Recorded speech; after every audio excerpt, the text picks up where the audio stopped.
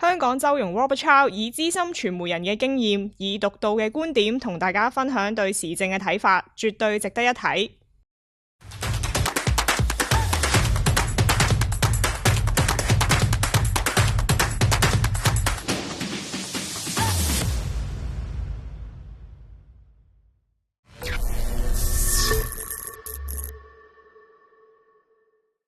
歡迎大家又嚟到華山論世節目，今日又係同阿劉瀾昌兄喺度講講。咁我哋係想今日咧就即係講講即係呢個熱戰啊，世界熱戰咧係即係延續落去啊，因為美國已經通過咗即係呢個法案咧，就係呢個軍援以色列、烏克蘭同埋台灣添嘅嚇。咁啊當然啦，如果喺咁嘅環境之下咧，咁啊即係代表第一樣嘢就係以色列嘅即嗰場仗咧。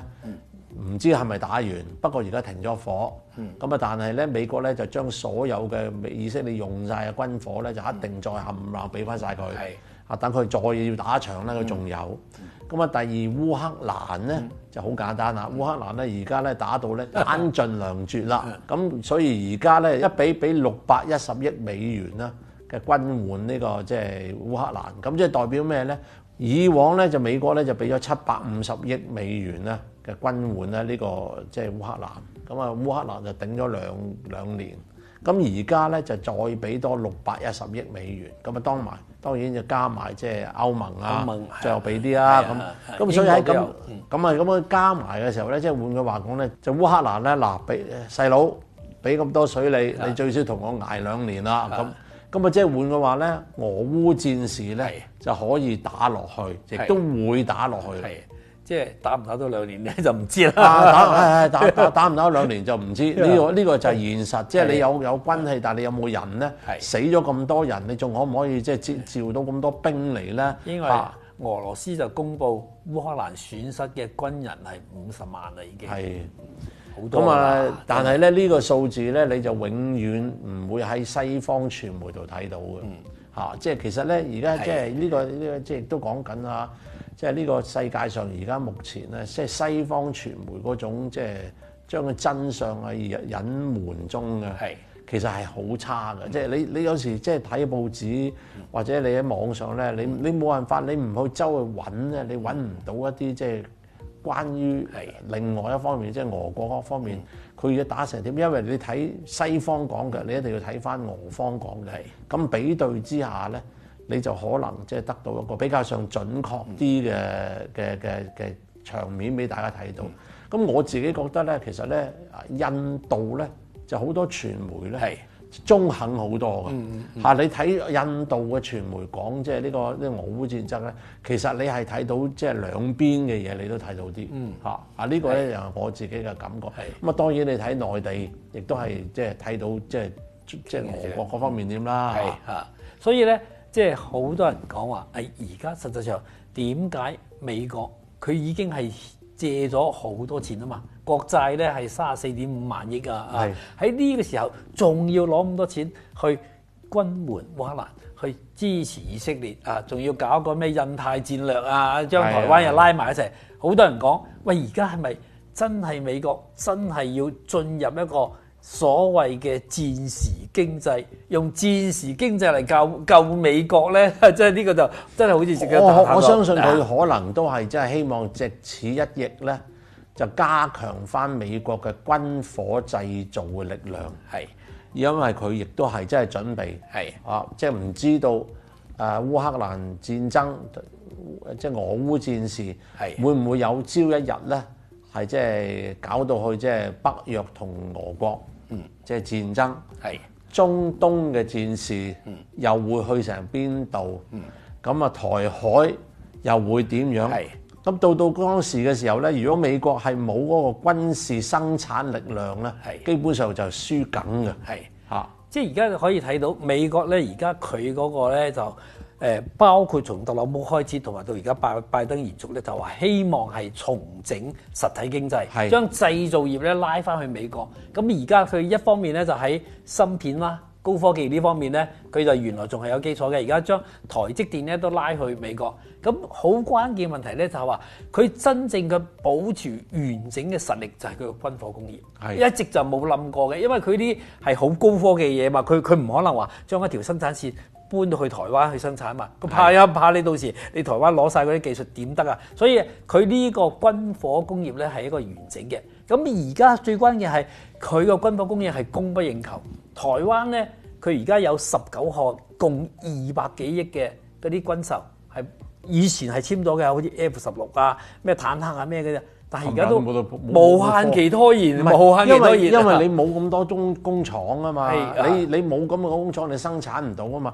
咁你老實講，你賣幾多嘢俾人出邊嘅時候，你又唔會揸住啲訂單。嗱，其實軍火工廠咧同埋普通工廠係一樣嘅，你揸住幾多訂單，咁你就話我加多幾多部機器，請多幾多人做。咁你話喂冇喎，我係得咁多訂單啫喎，咁不如我打慢做啦，我唔好再投資啦，咁我慢慢做出嚟，2年3年我先交貨，有冇問題啊？冇問題，因為冇第二個地方同你爭，係因為呢啲嘢咧係你美國先做嘅啫，係啦，俄國亦都唔會睬你嘅，係嘛？喺咁嘅環境之下咧，而家又唔係啦，哇！咦，一整咗950億美元嘅軍援，咁喺呢個咁嘅情況嘅時候，成張大單打落去，就你可以同嗰啲軍火生產商講啦，嗱。你哋加快，要做幾多，快幾多，唔使驚啊！嗱，你睇我呢個烏克蘭，我哋一俾咗即係610億你啦。咁而跟住咧，過2年後，我哋又再俾610億佢啦，可能。咁你咪做啦，加多2間廠啦，起多2間廠啦。即係不愁冇人單。係啦，其實都係咁嘅啫嘛。即係其實美國而家去到一個位咧，就話你夾硬咧就要印啲銀紙出嚟。做生產嚟養住一啲廠軍火廠，然後咧就希望去即係挑起全世界唔知邊度嘅戰爭，就等你有消耗，咁跟住你又有得即係再做生意。即係其實呢樣嘢真係唔係好通㗎，真係啊！即係另外從呢個嗰個經濟嘅角度睇咧嚇，即係我相信咧，佢俾260億呢個以色列咧，以色列咧將來係有機會還到嘅，有錢還到嘅，因為以色列個經濟真係唔錯，佢仲有底嘅。但係烏克蘭嗰600億咧，就加埋原來嘅750億，完全冇㗎啦嗰啲啊！1300億即係肯定打水片啊！咁不過即係烏克蘭就同佢講啦，話而家咧即係俄國對緊呢個烏克蘭咧，烏克蘭發1炮咧，俄國就發5炮，咁5對1。佢話咧好快咧就係1對10㗎啦，即係佢少啊嘛，佢發1炮人哋打10炮出嚟。咁嗱，而家大家咁講啊，嗱你680億過去烏克蘭，但係唔係即刻喺度啊嘛？你喺存貨就喺存倉啊，有啲嘢你都即係你點都留翻啲剩喺度嘅，你唔敢俾晒佢㗎嘛。如果你咁樣嘅情況之下，你俾得過佢幾多咧？咁俄國係咪會即係加快嗰個步伐？即係最少喺今年嘅夏天咧，就即係去大舉進攻，就打到你咧，即係去到唔知邊度啦，奧德薩啊或者其他地方都打埋啦。咁等你咧係即係守無可守。其實呢啲都係一個即係一個可能性。咁即係代表咩咧？代表咧即係全球咧有2大戰事，一個咧就係中東，另外一個咧就係俄烏。咁呢度地方咧睇落咧都係繼續打落去嘅。係啊，可能至少我諗今年都完不了。係啊，今年完不了。不過我好有興趣聽你講下，即係究竟喺即係呢個以色列即係呢個中東戰爭咧，其實去到而家咁嘅情況之下咧。大家個睇法就話咧，好似以色列即係佔咗上風，咁究竟係唔係以色列佔咗上風咧？我哋對伊朗嚇，唔係講緊對緊哈馬斯嚇。即係我覺得咧，而家嚟講咧，以色列咧雖然喺戰場上咧可能係佔咗上風，即係嗱喺加沙同埋呢個地方咧，佢基本上係地面上佢完全係可以佢完全佔領。咁最後拉法咧，呢個以色列咧呢個內塔尼亞胡咧。佢可能最後都會打拉法，一打完拉法佢就等於係全部係所有嘅城市佢都係掃咗。但係呢個拉法咧打唔打咧就要靠美國佬講出聲。美國佬話你唔準打，嗱我又簽咗咁多錢俾你，唔準打260億，唔準打，咁你唔敢打㗎。係唔係啊？我覺得而家係內透嚟講玩緊拜登㗎，係咪？係啊嗱，即係嗱呢個落頭嚟嘅喎，點解突然間炸伊朗到敍利亞嘅大使館咧？挑起之間嘅矛係啊，盾呢個真。實際上係玩，但我又唔相信佢做之前咧，佢唔話俾美國佬知喎。可能咧就係話，咁但係咧而家我又睇到成個戰佢話爭咧，佢可能話俾美國佬聽就話咧，我呢班將領喺度，我要炸死佢哋。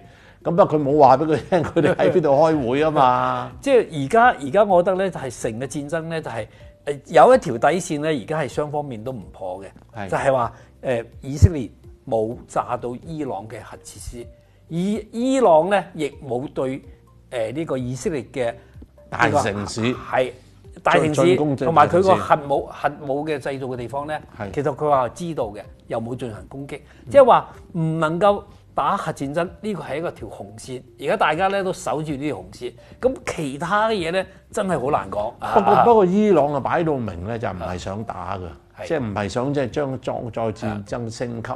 咁尤其是今次咧就即係發覺到咧，原來你美國、英國、法國都加入去即係呢個以色列嘅行列度咧幫佢。咁你真係要再諗諗。你唔係一個打一個，而係你一個打4個，即係打8個聯軍咁。係咯，即係咁樣，你又真係要諗諗喎。即係你究竟夠唔夠力量咧？即係你話我對呢個以色列咧就夠打，但係唔係喎？後邊3個咧喐埋手㗎啦。咁你咁樣你打唔打得到咧？即係另外我留意到咧，即係伊朗咧其實幫普京都通過電話㗎。咁佢可能鬧普京，喂，普京，如果我假如打咧，你點啊？你咩態度啊？係咪真係組成一個伊朗俄羅斯聯軍啊？應該冇咯。我諗俄羅斯未必會即係出軍啫，因為老實講，你打2場戰爭咧，對嗰個國家咧，即係嗰個影響係好大嘅。咁但最緊要一樣嘢就係話咧，即係可能供給啲軍火啊，我賣做多啲生意啊俾你啊。咁但係伊朗自己本身咧都已經係生產好多，即係飛彈啊、導彈啊，其他樣樣都有。不過有個有趣嘅地方咧，就係講緊就係上一次咧。即係呢個伊朗咧就發射咗300個即係飛行物體，即係包括有飛彈啦，有即係無人機啊，乜都有啦，即係巡航導彈啊，乜都有啦。咁啊300發咧就係直擊呢個以色列，在即係4國聯軍加埋約旦咧，即係5個國家咧都係有即係去打低呢啲即係飛彈。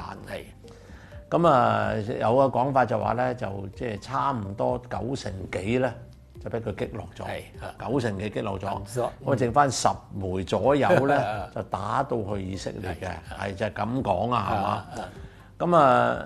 咁啊，大家就講就話邊個贏邊個輸啊？咁啊，當然即係你飛過嚟，點知人哋打低咗你，咁你啊即係唔輸咗啦咁。但係你有另外一個睇法就話咧，如果你即係有300發打過嚟，我去還擊，即係打低你300發，但我其中有10零發我打唔低咧，其實代表咩咧？你個空防力量加埋美國、英國、法國、約旦嘅空軍，最多一次過咧係可以抵擋到大概290啊、288啊嚇。咁係咪代表如果我下一次我攻擊你啦係600嘅話咧，你唔會話嗰個即係嗰個 percentage 啊，你個比例咧，你唔會話我打低到你即係580幾噶嘛？你最收尾嗰啲打唔到嗰啲，跟住落嚟就係嗰啲另外個開始啦。即係換句話講，有600發嘅咧。你可能咧係有300幾發打到去㗎，係咪咁咧？嗱，大家又係啫，但係得個估字，完全唔知道啊！因為呢次咧，其實咧仲大家都覺得係一場表演賽，因為實際伊朗咧，佢預先通知咗呢個美國嘛，唔好講個時間，不過話俾你聽我係嚟㗎。咁我相信即係有咁嘅情況嘅時候咧，已經啲美國軍機啊一早升空咗，喺度巡邏緊，一有就射低佢㗎啦嚇。即係同時咧，佢300個咧，最主要咧200幾個咧係無人機嘛，無人機咧就平嘢啊，平嘢，而且呢個速度慢啊，係容易擊落嘅。咁最後能夠突破呢個4國聯軍或者加埋以色列5個聯軍之後嘅空防咧，係伊朗嘅超高音速導彈，即係能夠最後突破咧，佢最後咧可以加速，可以變軌嘅，所以咧你係防唔到嘅。咁即係話佢個實力咧，就佢個表演賽最後講俾你聽，喂，我仲有呢啲正嘢喺度，你係防唔到嘅。問題係你有幾多呢啲正嘢喺度？問題就係你開頭即係放一紮即係呢啲即係低技能、低性能嘅即係飛行物體去嘅時候，係吸引到你幾多嘅即係空防力量？你用完咗空防力量啦，你炸完咗之後，你冚唪唥打低咗之後，你仲有幾多喺度？你仲可唔可以頂得到即係300以外嘅咧？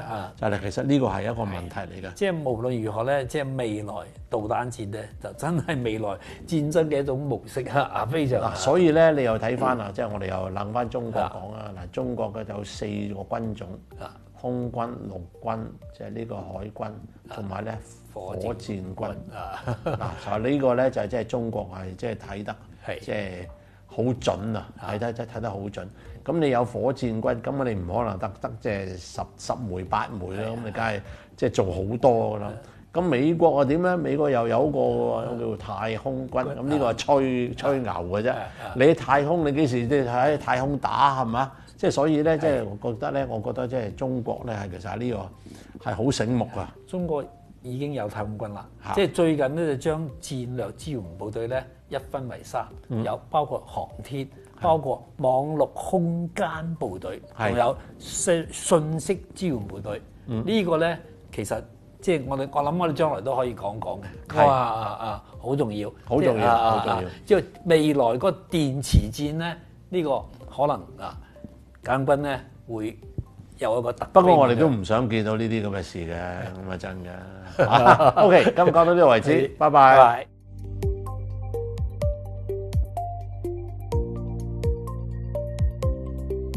睇完片點少得點讚、關注同分享，簡單幾個步驟，我哋就可以感受到大家嘅支持。